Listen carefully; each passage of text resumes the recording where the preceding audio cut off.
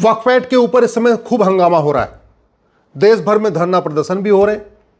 एक राज्य सरकार ने तो बाकायदा विधानसभा से प्रस्ताव भी पास कर दिया कि जो वक्फ एक्ट है, ये जो 1995 में बना था, ये चलना चाहिए।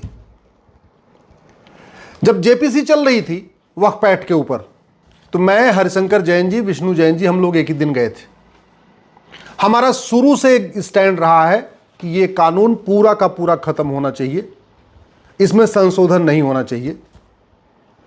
विष्णु जैन जी, हरिशंकर जैन जी ने कहा कि अगर कानून खत्म नहीं कर सकते तो कानून में संशोधन होना चाहिए, और उन्होंने लगभग 22 सजेशन दिए थे कि 22 ऐसी धाराएं हैं जिनमें बदलाव की जरूरत है। जो सरकार का बिल आया उनमें वो बदलाव नहीं किया गया था। सरकार 44 अमेंडमेंट लेके आई है, कुल 44 संशोधन लेके आई है, लेकिन ये कानून इतना घटिया है कि वो 44 संशोधन होने के बावजूद भी कोई फर्क नहीं पड़ेगा, वक्फ माफियाओं का जो खेल चलता रहेगा। तो उसके लिए हरिशंकर जैन जी, विष्णु जैन जी ने 22 और सजेशन दिए थे, ये होना चाहिए। जबकि मेरा शुरू से कहना था कि मजहब के आधार पे वक्फ बोर्ड नहीं होना चाहिए, मजहब के आधार पे वक्फ ट्रिब्यूनल नहीं होना चाहिए, मजहब के आधार पे कोई नियम कानून होना नहीं चाहिए। मजहब के आधार पे अगर कुछ भी चलेगा तो वो भारत के संविधान का वायलेशन होगा, ये मैंने शुरू से ही कहा था। अब सवाल ये है कि जो जेपीसी ने रिपोर्ट दिया, उस रिपोर्ट में जो हमारी मांग थी कि वक्फ एक्ट खत्म होना चाहिए और उसके बदले एक यूनिफॉर्म चैरिटी कोड होना चाहिए, यानी समान दान संहिता होनी चाहिए, यूनिफॉर्म इंडाउमेंट कोड होना चाहिए, यानी समान धर्मस्थ संहिता होनी चाहिए, और यूनिफॉर्म प्रॉपर्टी कोड होना चाहिए, यानी समान संपत्ति संहिता होनी चाहिए, जो भारत के संविधान में लिखा हुआ है। उसकी मांग को, वो हमारी जो मांग थी, उसको जेपीसी ने रिजेक्ट कर दिया। जो हरिशंकर जैन जी, विष्णु जैन जी ने कहा कि अगर आप पूरी तरीके से कानून खत्म नहीं कर रहे हैं तो ये 22 हमारे जो सुझाव हैं उनको भी इनकॉर्पोरेट नहीं किया है। सच्चाई यह है कि जो नया बिल आया है उसमें आज भी वो प्रावधान है जिससे वक्फ बोर्ड की मनमानी चलेगी और कानून वो पूरी तरीके से कठोर, मतलब वो कानून अपने आप में देश के खिलाफ काम करता रहेगा। जो नया वाला प्रावधान आया है, नया बिल आया, उसमें भी सेक्शन 3, 4, 6, 7, 8, सेक्शन 28, सेक्शन 29, 36, 40, 83, 85, 107, 108, इसमें जैसा बदलाव करना चाहिए था वो नहीं किया है। एक सवाल ये भी बनता है कि क्या नया जो बिल आया है उससे जो 10 लाख एकड़ जमीन जिस पे वक्फ बोर्ड ने दावा ठोक रखा है उसकी ऑडिट हो पाएगी क्या? मेरा उत्तर है नहीं। क्या जो नया वाला बिल आया है, सरकार जिसको पेश करने जा रही है, जिसको जेपीसी ने अप्रूव किया है, वो बिल पास होने के बाद क्या जो बाबर, हुमायूं, तुगलक, गजनी, गोरी, खिलजी और औरंगजेब ने जो हमारी जमीनों पे कब्जा करके वक्फ डिक्लेयर कर दिया था, वो जमीन सरकार वापस ले पाएगी क्या? नहीं ले पाएगी। क्या जो मुगलों के निजाम थे, जो मुगलों के जागीरदार थे, जो मुगलों के तीमारदार थे, जो मुगलों के सेनापति थे, चाहे वो गाजी हो या जितने और मीर बाकी हो, जो भी है, उनके जो मकबरे हैं, उनकी जो मज़ारे हैं, या उन्होंने जिसको वक्फ डिक्लेयर किया था, क्या उन जमीनों को सरकार वापस ले पाएगी क्या? नहीं ले सकती। क्या जो मज़ार, दरगाह और पक्का कब्रिस्तान जिसको वक्फ प्रॉपर्टी डिक्लेयर कर दिया गया है, मैं ये 3 की बात इसलिए कह रहा हूं क्योंकि मज़ार बनाना, मज़ार पे जाना, दरगाह बनाना, दरगाह पे जाना, पक्का कब्रिस्तान बनाना, पक्का कब्रिस्तान पे जाना, ये तीनों हराम है।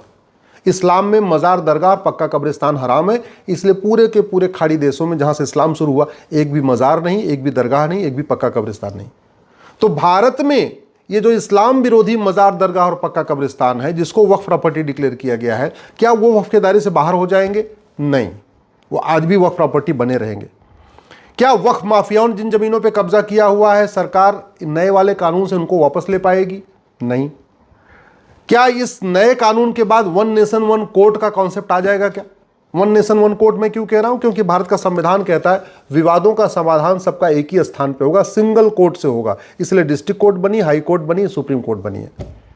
तो 1 नेशन 1 कोर्ट का जो सिस्टम है वो लागू हो पाएगा? नहीं, क्योंकि वक्फ बोर्ड चलता रहेगा, वक्फ ट्रिब्यूनल चलता रहेगा, और उसमें भी मजहब के आधार पर चलता रहेगा। क्या नया कानून आने के बाद ये जो सिविल प्रोसीजर कोड है, जब सर्वे वगैरह होगा जमीनों का, ये सिविल प्रोसीजर कोड लागू होगा क्या? नहीं। आज भी वक्फ जो ट्रिब्यूनल है उसको विशेष सुविधा दी हुई है, विशेष दर्जा दिया हुआ है, वो काम करता रहेगा। क्या हिंदू, मुस्लिम और गैर मुस्लिम के बीच में जो विवाद होगा वक्फ ट्रिब्यूनल में चलेगा या कोर्ट में चलेगा? विवाद 2 तरीके के होते हैं। बहुत सारे ऐसे विवाद हैं जहां दोनों पक्ष मुस्लिम है, बहुत सारी ऐसी ज़मीनों का विवाद है जहां एक पक्ष मुस्लिम है, दूसरा पक्ष गैर मुस्लिम है। वो जैन है, वो बौद्ध है, वो सिख है, वो हिंदू है या ईसाई है या पारसी है या यहूदी है या भाई है। जहां एक पक्ष गैर मुस्लिम है, क्या उसका विवाद अब सीधे जो रेवेन्यू कोर्ट है या नॉर्मल कोर्ट है वहां चलेगा क्या? नहीं, आज भी उसको वक्फ ट्रिब्यूनल में ही जाना पड़ेगा। तो फिर फायदा क्या हुआ? फायदा यह हुआ कि जैसे 3 तलाक का कानून आया तो किसको फायदा हुआ? मुस्लिम्स को। हिंदुओं को फायदा हुआ क्या? नहीं, क्योंकि हिंदू में 3 तलाक होता नहीं, जैन बौद्ध सिख में 3 तलाक होता नहीं। तो 3 तलाक का फायदा किसको मिला? केवल और केवल मुस्लिम को। तो ये जो नया अमेंडेड कानून आ रहा है, इससे केवल और केवल मुस्लिम्स को फायदा होगा कि जो माफियाओं ने जमीन पे अब आगे कब्जा नहीं कर पाएंगे। जो आगे की जो जमीन होगी उस पे मुस्लिम्स को, खासतौर पे पसमंदा को, गरीबों को उस पे फायदा मिलेगा। नया कानून आने से हिंदू जैन बौद्ध सिख को कोई फायदा नहीं होगा। जैसे आर्टिकल 370 खत्म हुआ तो किसको फायदा हुआ? कश्मीरियों को। और कश्मीर में कौन है? 98% मुस्लिम है। यानी आर्टिकल 370 खत्म होने का फायदा किसको मिला? कश्मीरी मुस्लिम्स को, क्योंकि कश्मीर में 98% वही है। 370 ये अपना ट्रिपल तलाक खत्म होने का फायदा किसको मिला? मुस्लिम्स को। वैसे ही ये वक्फ एक्ट में जो अमेंडमेंट हुआ, जो हो रहा है, जो जेपीसी ने प्रपोज किया है, जो बिल आया है, उससे हिंदू जैन बौद्ध सिख को कोई लाभ नहीं होने वाला है। सिस्टम वो चलता रहेगा, वक्फ बोर्ड वैसे ही चलता रहेगा, वक्फ ट्रिब्यूनल ऐसे ही चलता रहेगा। फायदा इसको केवल मुस्लिम्स को इसलिए होगा, अब इसके बाद 10 लाख एकड़ जमीन पे कब्जा हो रखा है उस पर तो कोई कुछ होगा नहीं। हाँ, इसके बाद अगर कहीं वक्फ प्रॉपर्टी डिक्लेयर होगी तो उस पर बाकायदा थोड़ा उनको टाइम दिया जाएगा, उसमें कागज दिखाना पड़ेगा। अब कोई किसी की जमीन उसको वक्फ प्रॉपर्टी डिक्लेयर नहीं कर पाएगा। लेकिन फिर सवाल यही आया कि ये मजहब के आधार पे वक्फ बोर्ड और वक्फ ट्रिब्यूनल संविधान के किस पन्ने पे लिखा हुआ है? जब बात संविधान की हो रही है, बात बाबा साहब आम्बेडकर की हो रही है, बात नियम कानून की हो रही है, और हम कहते हैं देश न बाइबल से चलेगा न कुरान से चलेगा, देश चलेगा संविधान से, तो मैं ये पूछ रहा हूं, जो लोग संविधान की बात करते हैं, संविधान के किस पन्ने पे वक्फ बोर्ड लिखा हुआ है? संविधान के किस पन्ने पे वक्फ ट्रिब्यूनल लिखा हुआ है? संविधान के किस पन्ने पे लिखा हुआ है कि मजहब के आधार पे अलग से योजना चलेगी, अलग से बोर्ड चलेगा, अलग से ट्रिब्यूनल चलेगा? संविधान के किस पन्ने पे लिखा हुआ है कि हिंदू जैन बौद्ध सिख को जाके वक्फ ट्रिब्यूनल में खड़ा होना पड़ेगा जो मजहब के आधार पे चलेगा? और वैसे भी संविधान के किस पन्ने पे लिखा हुआ है कि जो लैंड है वो फंडामेंटल राइट है? अरे लैंड तो सिविल राइट है, और सिविल जो लैंड का डिस्प्यूट होता है उसको सिविल डिस्प्यूट कहते हैं। और सिविल डिस्प्यूट के लिए क्या बनी हुई है? रेवेन्यू कोर्ट बनी है। सिविल डिस्प्यूट कहां डिसाइड होता है? तहसीलदार के यहां, एसडीएम के यहां, एडीएम के यहां, डिस्ट्रिक्ट कोर्ट में, सिविल जज के यहां डिसाइड होता है। वक्फ ट्रिब्यूनल थोड़ी। जो लोग संविधान की बात करते हैं उनसे मैं पूछता हूं, भारत में कोई एक और ट्रिब्यूनल बताइए जो मजहब के आधार पर बना हो। है और ट्रिब्यूनल, इनकम टैक्स ट्रिब्यूनल है, जीएसटी ट्रिब्यूनल है, और भी ट्रिब्यूनल है। कोई सारे के सारे ट्रिब्यूनल रिलीजन न्यूट्रल हैं, वो सबके लिए होते हैं। लेकिन ये जो ट्रिब्यूनल है, ये तो स्पेशली, इसमें तो बाकायदा मेजॉरिटी मुस्लिम्स है। मेरा मानना है अगर देश की एकता अखंडता मजबूत करनी है तो ये मजहब के आधार पर बोर्ड ट्रिब्यूनल नहीं होना चाहिए। ये जो वक्फ एक्ट है, चाहे वो पुराना वाला है चाहे नया वाला जो संशोधित होकर आ रहा है, वो आर्टिकल 13 की धज्जियां उड़ा रहा है। जो आर्टिकल 13 कहता है मजहब के आधार पर कुछ नहीं होगा।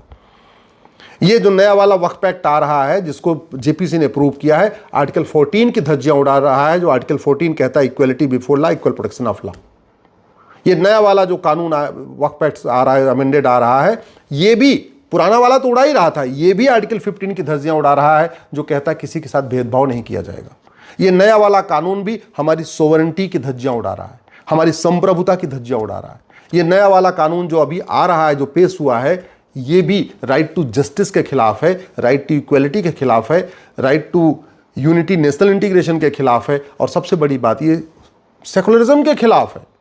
सेकुलरिज्म का मतलब ही होता है सबको एक बराबर, एक समान मानना। क्या नया कानून आने के बाद सबके लिए एक रास्ता हो जाएगा? सब एक जैसे समान होंगे क्या? क्या जो नया वाला कानून आ रहा है वक्फ एक्ट, ऐसा कोई प्रावधान हिंदुओं के लिए है क्या? जो नया वाला वक्फ एक्ट आ रहा है, ऐसा कोई हिंदू एक्ट है क्या? ऐसा कोई जैन एक्ट है क्या? ऐसा कोई बौद्ध एक्ट है क्या? ऐसा कोई सिख एक्ट है क्या? ऐसा कोई क्रिश्चियन एक्ट है क्या? ऐसा कोई पारसी एक्ट है क्या? ऐसा कोई यहूदी एक्ट है क्या? ऐसा कोई बहाई एक्ट है क्या? नहीं है। फिर संविधान कैसे हो गया? संविधान का तो मतलब ही होता है संविधान, समान विधान, एक देश एक विधान, one nation one court, one nation one justice system, one nation one administrative charter.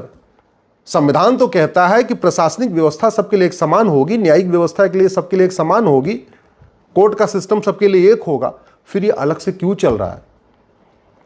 ये जो संशोधन किया गया है मुझे बिल्कुल स्वीकार नहीं, इससे कोई फर्क नहीं पड़ेगा। जो 10 लाख एकड़ जमीन पे कब्जा हो चुका है उसमें से 10 बीघे जमीन भी वापस नहीं आ पाएगी। ये मैं कड़वी सच्चाई बता रहा हूं। 10 लाख एकड़ में से 10 एकड़ जमीन भी न सरकार वापस ले पाएगी न कोई और वापस ले पाएगा। हां, आने वाले टाइम में मनमानी रुक जाएगी। जैसे ट्रिपल तलाक कानून आया, तो जिस दिन ट्रिपल तलाक कानून आया उसके बाद से ट्रिपल तलाक, 3 तलाक देना अपराध हो गया। लेकिन उस दिन के पहले जिन लोगों ने तलाक दे दिया था उन पर कुछ फर्क नहीं पड़ा। वैसे ही जिस दिन ये संशोधित कानून पास हो जाएगा उसके बाद से वक्फ बोर्ड की मनमानी रुकेगी। लेकिन अब तक जो 10 लाख एकड़ जमीन पे कब्जा हो रखा है उसमें से 10 एकड़ जमीन भी न सरकार वापस ले पाएगी न कोई और वापस ले पाएगा। और एक बात मैं इंपॉर्टेंट बता दूं, 500 साल के मुगलों के शासन में और 200 साल के अंग्रेजों के शासन में, यानी कुल 700 साल में टोटल भारत में वक्फ प्रॉपर्टी थी 50,000 एकड़। जब 1950 में भारत का संविधान लागू हुआ है उस समय भारत में वक्फ प्रॉपर्टी थी 50,000 एकड़। जो जमीन बढ़ना शुरू हुई है वो बढ़ना शुरू हुई है 1954 के नेहरू जी के वक्फ एक्ट के कारण। जो जमीन बढ़ना शुरू हुई है जब वक्फ एक्ट में इंदिरा जी ने और उसको खतरनाक बनाया, राजीव गांधी ने और खतरनाक बनाया, और फाइनली जब मनमोहन सिंह ने 1995 में ये कानून बना दिया, जिनको भारत रत्न भी मिला है ये घटिया कानून बनाने के लिए, उसके बाद जमीनें बढ़ी हैं। 2013 में मनमोहन सिंह जी जो पाकिस्तान से अपना मकान दुकान खेत खलिहान छोड़ के भाग के आए थे, सत्ता में रहने के लिए उन्होंने इस कानून को और घटिया बना दिया।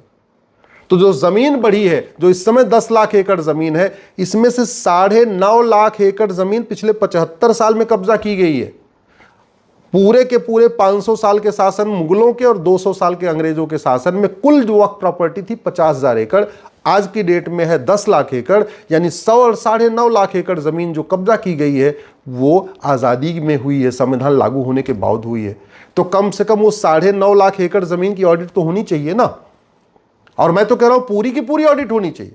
सारी जमीनें, मुगलों को, उनके निजामों को, जागीरदारों को वक्फ का अधिकार नहीं, उनके नंबरदारों को वक्फ का अधिकार नहीं, और उस जो आज़ादी के बाद किए हैं उनको कागज़ दिखाना चाहिए। इसलिए मैं इस कानून के खिलाफ हूँ, इस अमेंडमेंट के खिलाफ हूँ।